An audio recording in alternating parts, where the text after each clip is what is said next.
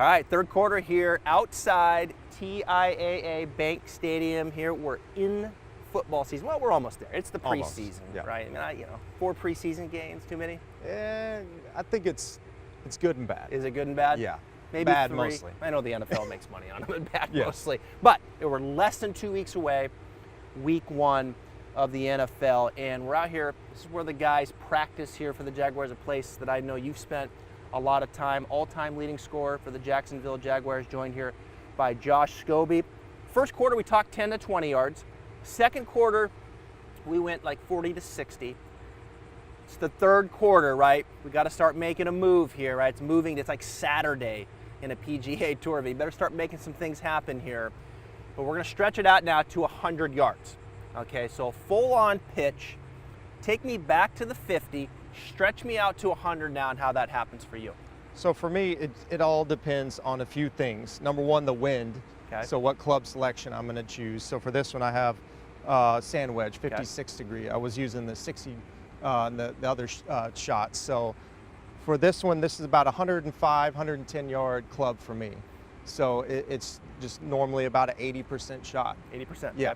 So I'm playing this club face pretty much square, ball position almost dead even, maybe a little bit back. And I like to play cuts with my wedges. You do. Because I can control trajectory, I can control more spin. Okay. Other than the draw, for me it just works better to play a cut. Okay. All right, so we're going to go about 100 yards here. And we're going right down the field. That is right on it and right there.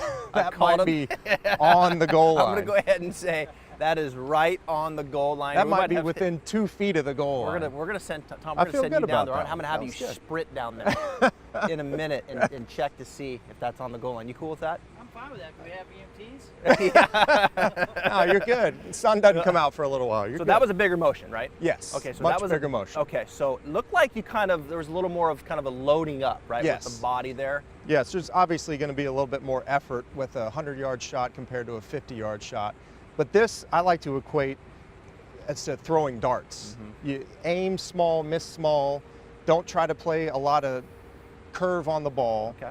Depending on the wind, depending on the pin location. But for these, I like to throw them straight and right at the target. 100 yards, is that your number, or is there a favorite number around there?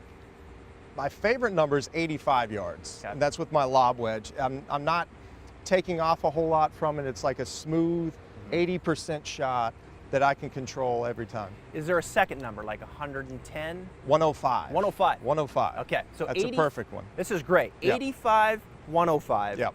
I've always, I tell the audience, like, have 2, maybe 3. Like, you should have 2 go-to numbers. I'm back there 280 from the green. Lay it up to 105. Yep. I hit it into the trees. I'm 180 from the green. I've got to get it up, lay it up to 85, right? So have a couple numbers. Correct. That you can kind of get it to, and that's kind of your go-to distance, your favorite numbers. I got to ask, did you have a favorite? What's your favorite kick? Favorite left kick. hash, 48 yards?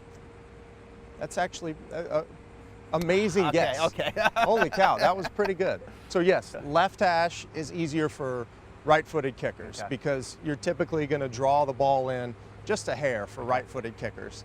But yeah, 48 yards, that's pretty good. 48 yards. I'd say 59 is my favorite number because that's the longest one I ever made, and it was from the left hash.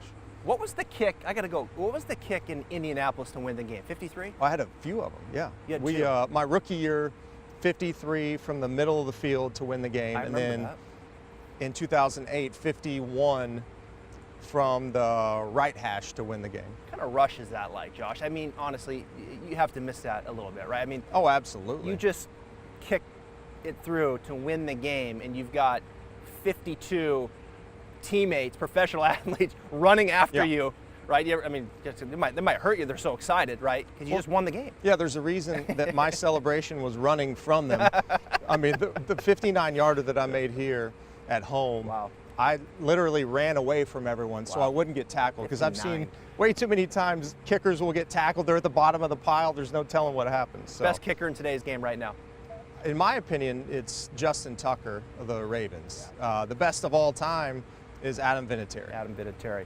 All right, back to the pitch. Let's go 105. I mean, he was so good. I mean, good grief. I thought you were going to run down there. Anyway, we'll get to that in a minute. 105 yards this time. Okay. Gonna add 5. Add a little more than that. That's all. That ball is on the goal line right now. Wind's picking up, so I'm going to play it like a little bit of wind at 108.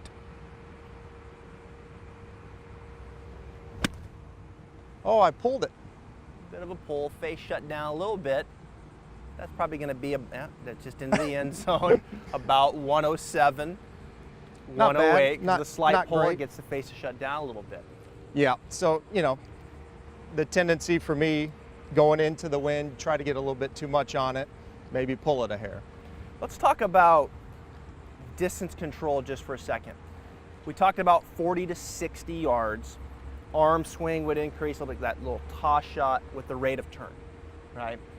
Do you use the clock system at all? Is there a, as you start getting out to this pitch shot, is there like a 3/4, maybe 9 o'clock, 10 o'clock for you, or There is it is. just feel? It's both. Okay.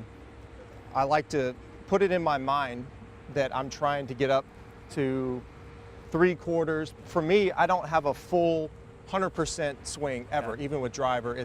I'm never getting up to parallel. Okay. So I do like to use that clock system, but at the same time, have some feel with it. So I tell myself what I'm trying to do, and then try to hit that shot. Where does the power come from in kicking? Just like golf, Okay. it's your hips. I mean, anytime you can use your hips for speed, that's where you're going to generate power from. Okay. I mean, it doesn't matter if you're 5'7" and 140 pounds, or Janikowski and 6'2" and 250 pounds. Right.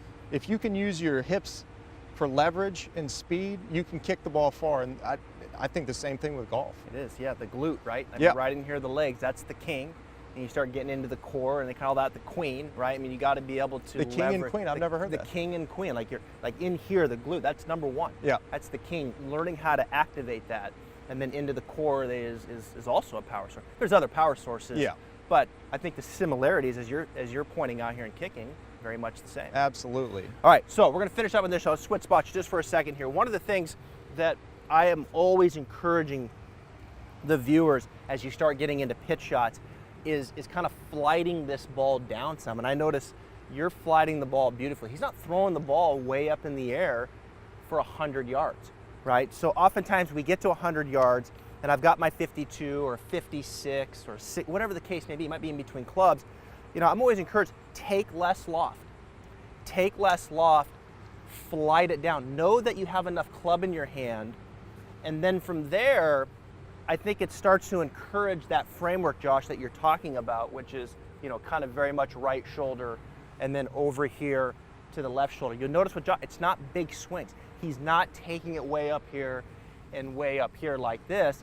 I think for most players, we start to lose that loft of the face at impact. It starts to kind of vary on how much it maybe leans back a little bit, right? And that makes it difficult to control distance. So my advice to you as you're listening to Josh here, take a little bit more club, learn to hit that pitch shot, say just about shoulder height, just above the right shoulder, just over to the left shoulder, where you feel like you've got enough club in your hand, you can lean the shaft a little bit forward and really work within those tight windows. A couple weeks ago, I mentioned to the audience, one of my favorite drills was, you know, take it up to the right shoulder, hold it, and then just turn left to the left shoulder.